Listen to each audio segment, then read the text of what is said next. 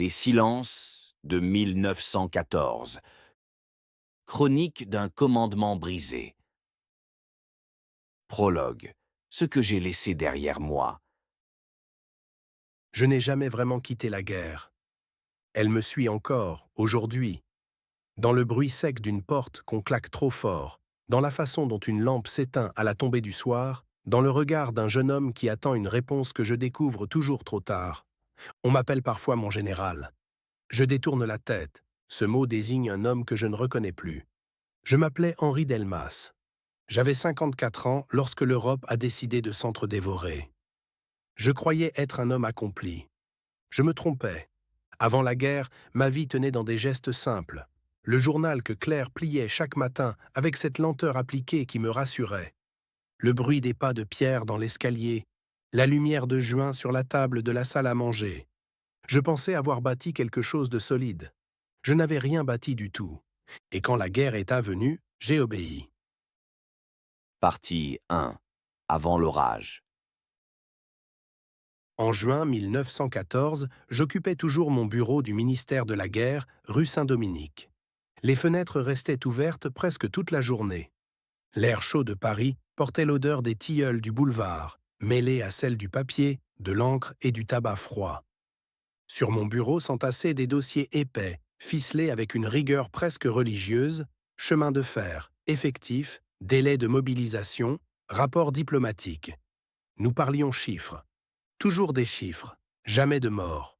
Le ministre Lefebvre ajustait son col en répétant « Les alliances sont claires. Si l'Autriche frappe, nous suivrons. » « Et si l'Allemagne soutient Vienne ?» demanda le colonel Morel. « Alors nous soutiendrons la Russie. » Je notais, toujours. À travers la fenêtre, j'apercevais Paris vivant, insouciant, presque insolent de normalité. Je pensais à Claire qui refermerait les volets ce soir, comme chaque soir, avec ce soin superstitieux qu'elle avait depuis notre mariage. Je pensais à Pierre, à ses livres, à ses idées sur le progrès, à sa foi tranquille dans l'avenir. Je me disais, ce monde est trop ancien pour vraiment se briser. Le 28 juin, la nouvelle arriva dans l'après-midi. Un aide de camp entra sans frapper. Mon général, Sarajevo, 2 morts. Un archiduc. Un empire qui vacille. Je restais debout devant la carte de l'Europe. Je vis les lignes, les alliances, les failles. Ce jour-là, je compris que mon métier venait de changer. Je n'étais plus un organisateur de défense. Je devenais un homme chargé d'envoyer d'autres hommes mourir avec des phrases bien construites. Le soir, chez moi, tout était calme. Claire avait préparé un potage. Pierre parlait d'un livre qu'il venait de terminer. Je les écoutais. Je les regardais. Je savais déjà que ce monde-là n'existerait plus. Je n'ai rien dit. Le 2 août, Paris ne marchait plus. Elle grondait. Drapeau, chant. Adieu. Je signais des ordres pendant que les trains avalaient la jeunesse française. Un capitaine me salua dans un couloir.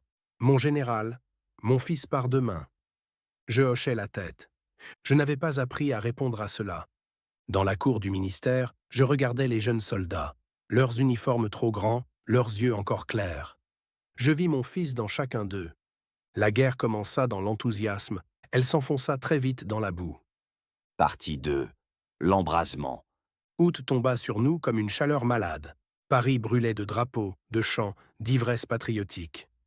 Dans les cafés, on parlait de rentrer avant Noël. On promettait la victoire avec la facilité de ceux qui n'ont encore rien perdu. Au ministère, les cartes se couvraient de flèches rouges et bleues. Chaque flèche était une marche vers l'inconnu. Je passais mes journées à signer, approuver, classer. Je devenais un homme de papier, mais ce papier saignait. Chaque soir, je rentrais plus tard. Claire m'attendait sans parler. Pierre m'observait avec une inquiétude qu'il ne disait pas. Un soir, il me demanda « Papa, tu crois vraiment que cette guerre est nécessaire ?» Je répondis comme un officier, pas comme un père. Nous n'avons plus le choix. Je mentais déjà. Fin août, je me rendis au quartier général avancé, près de Verdun. Le train traversait des villages silencieux.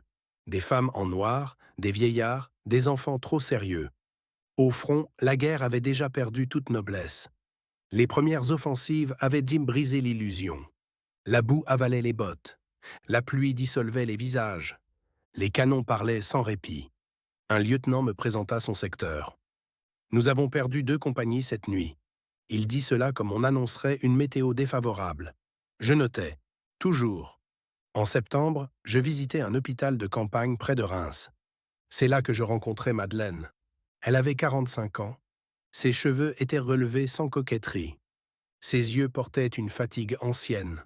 « Nous manquons de tout, dit-elle, et de sommeil aussi. » Je la suivis dans les couloirs saturés de sang, de chloroforme et de peur.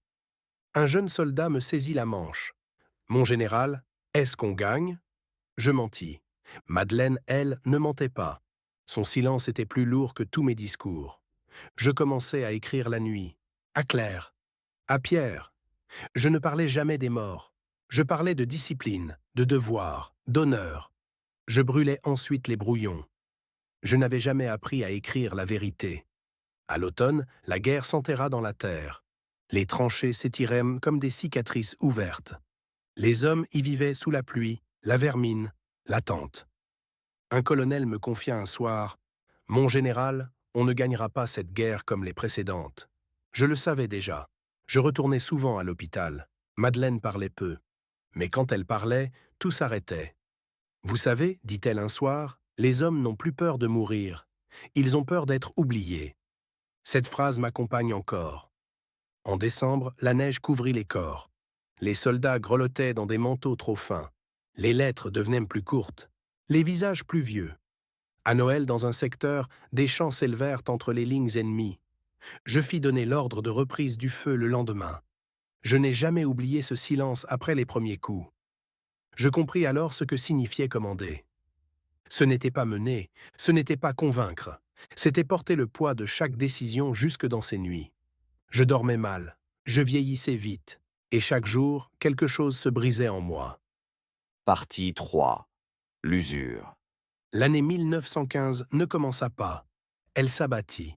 Il n'y eut ni résolution, ni espoir neuf, seulement la continuation du désastre avec une méthode plus froide. Les états-majors parlaient d'opérations décisives. Les soldats parlèrent de boue, de rats, de morts lentes. Je passais d'un secteur à l'autre. Chaque poste de commandement sentait le café froid et l'encre sèche. Chaque tranchée sentait l'homme. Un soir, un général britannique me confia, dans un abri creusé à la hâte, « This war will eat our youth ». Je répondis « And our souls ». Au printemps, nous lançâmes une grande attaque. Les préparatifs durèrent des semaines. Les canons pilonnèrent sans interruption. La terre devint poussière. Le jour J, à l'aube, j'étais au poste d'observation. Quand l'assaut fut donné, les hommes sortirent des tranchées comme une marée silencieuse. Ils n'avancèrent que de quelques centaines de mètres. Ils laissèrent des milliers de corps. Le soir, je signais les rapports. Je ne parvins pas à manger. Chaque matin, sur mon bureau, s'empilaient les lettres des familles. « Monsieur le général, mon fils n'est pas revenu. Avez-vous des nouvelles ?» Je n'en avais jamais. Je dictais des réponses prudentes, polies. Creuse, je devenais un homme de formule. Je retrouvais Madeleine dès que je le pouvais. Elle ne me demandait rien. Elle ne me reprochait rien. Un soir, dans une petite pièce où brûlait une bougie trop courte, elle me dit « Vous portez trop de morts pour un seul homme. » Je répondis « C'est mon métier. » Elle secoua la tête. « Non, c'est votre fardeau. » À l'été, la lassitude s'installa partout. Les hommes n'avaient plus de colère. Ils obéissaient par habitude. Un sergent me dit « On continue parce qu'on ne sait plus faire autre chose. » Je notais cela aussi. À l'hôpital, les blessés parlaient un peu. Certains restaient immobiles, le regard figé. Madeleine me confia « Les corps guérissent parfois, les esprits, jamais vraiment. » Je regardais ces hommes et je savais, c'est nous qui les avions faits ainsi. En octobre, je reçus une lettre de Claire. Pierre parle de s'engager volontairement. Je n'arrive plus à le retenir. Je restais longtemps sans réponse. Puis je lui écrivis « Dis-lui d'attendre. Dis-lui que son pays aura encore besoin de lui vivant. » Je savais que ce message était fragile comme du verre. La nuit, je marchais seul près du poste de commandement. Le ciel rougeoyait des bombardements lointains. Je pensais aux garçons dans la boue, à Madeleine dans son hôpital, à Pierre qui grandissait sans moi, à Claire qui pliait ses journaux comme si le monde était encore normal. Et pour la première fois, je me demandais « Et si cette guerre ne servait à rien ?»